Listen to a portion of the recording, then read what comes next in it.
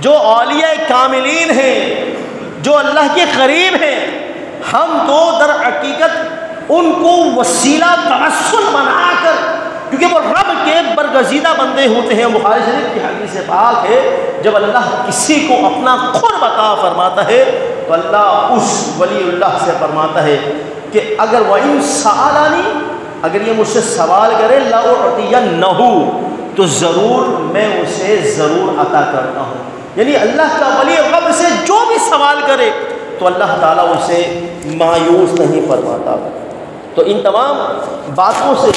یہ معلوم ہوتا ہے کہ آستانے اور مزارات جو ہوتے ہیں وہ رحمت اور برکت کے باعث ہوتے ہیں۔ قبول توبہ لینے، حاجات روائی وغیرہ کے لیے آستانے پر حاضری دینا بھی جائز ہے۔ اس سے یہ ایک نقطہ نکلتا ہے۔ مگر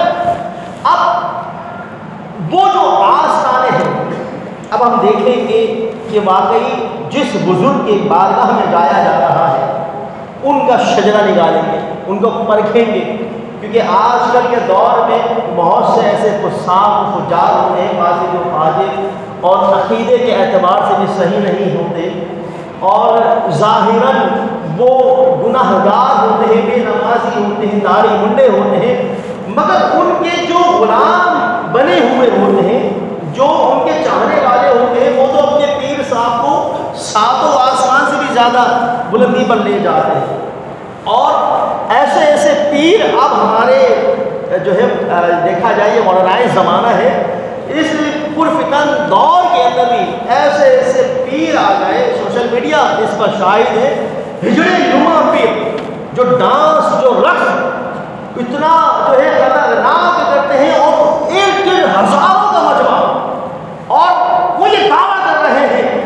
کہ ہمارے پیر صاحب فنا کے مقام پر، فنا و بقا کے مقام پر، یہ فانی ہو چکے ہیں رب کی یاد میں، یہ باقی باللہ بن چکے ہیں، یہ فنا و بقا، بھئی یہ کون سی فنا و بقا ہے؟ کہ صحابہ سے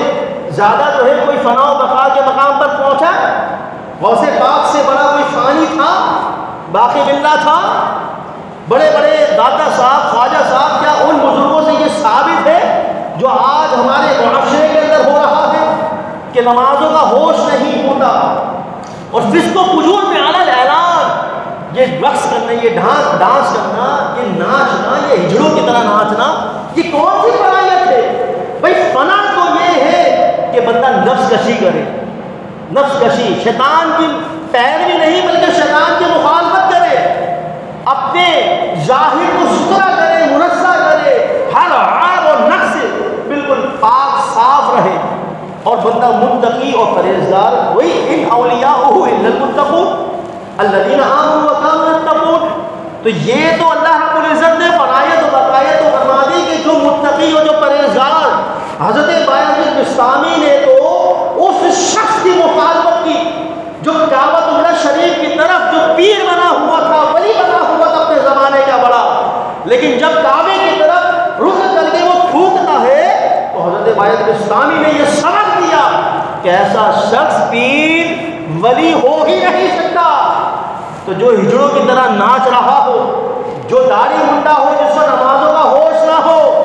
جس کو علماء کہیں کہ بھئی یہ تو فاسق و فاجر ہے، اور لوگ اور اب تو ایسی نہ جانے ایسی نحوستیں، پیلے پیلے لباس میں لائن سے کھڑے ہیں اور عجیب تماشا کر، پھر کالے لباس والے آتے عجیب تماشا، یعنی ایک نہ جانے کیا ہو گیا ہمارے معاشرے تو۔ آپ یہ دیکھا ہے بہت بڑا بگاڑ، یہ صرف اور صرف علماء حق سے دوری کی نحوست، کیونکہ قرآن میں کہیں پر بھی، احادیث میں کہیں پر بھی پیروں کے فضائل نہیں ملتے ہمیں۔ قرآن و حدیث میں صرف اور صرف علماء کرام کے فضائل بیان کرنا ہے، علماء کی فضیلتیں بیان کرنا ہے، عالم کی عظمت کو اجاگر کیا۔ انما یخشی اللہ من عبادہ العلماء، بہت بڑی حجت ہے یہ آیت مقدسہ کہ جو اللہ کے بندے ہوتے ہیں، ان اللہ کے بندوں میں سے جو علم والے ہوتے ہیں، جو علماء ہوتے ہیں، وہی اللہ سے خوف کھاتے ہیں، ان کے اندر ایک خشیت ہوتی ہے۔ تو قرآن و حدیث تو ہمیں علم کے فضائل بتا رہا ہے، علماء کی فضیلتیں بتا رہا ہے، ہم نے علماء کو چھوڑ دیا مگر کیا ہوا، اس کا نتیجہ کیا سامنے آیا کہ آج کیا غوث پاک، اب غوث پاک سے بڑا کوئی عالم ہو سکتا ہے؟ اب ابھی غوث پاک کی بات لے لو، خواجہ غریب نواز، یہ سارے مستند اتھینٹک باقاعدہ قابل اعتماد قابل اعتبار عالم تھے، مفسر تھے، محدث تھے، محقق تھے، فقیہ تھے۔ غوث پاک ہو، خواجہ خواجگان ہو، بابا فرید ہو، نظام الدین اولیاء محبوب الہی ہو، داتا صاحب ہو، انہوں نے باقاعدہ پہلے علوم دینیہ حاصل کرے، یہ عالم بنے، علم حاصل کیا، سارے اصول پڑھے، تفسیر پڑھی، حدیث پڑھی، اور جو ہے اصول فقہ پڑھی، قرآن و حدیث پڑھا، عربی عبارات پر مہارت حاصل کی، قرآن و حدیث کو سیکھا، ان علوم کو سیکھنے کے بعد پھر انہوں نے طریقت کی راہ میں قدم رکھا۔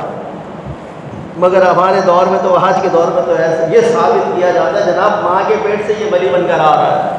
یہ ماں کے پیٹ سے پیر پیدا ہو رہا ہے۔ آج معاشرے کے اندر ایسا بگاڑ آ گیا، تو ہماری نیو جنریشن جو ہے، ہمارے جو لوگ ہیں، ان کو نظر کرنی ہوگی۔ میں پیروں کا، آپ یہ بولا میں پیروں کا، میں پیروں، ان پیروں کو جن کو شریعت پیر نہیں کہتی، کیونکہ ہم خود الحمدللہ پیروں کے ماننے والے ہیں، پیرا میرا کے ماننے والے ہیں، تو خود اولیاء اللہ سے محبت کرنے والے ہیں، اس پیغام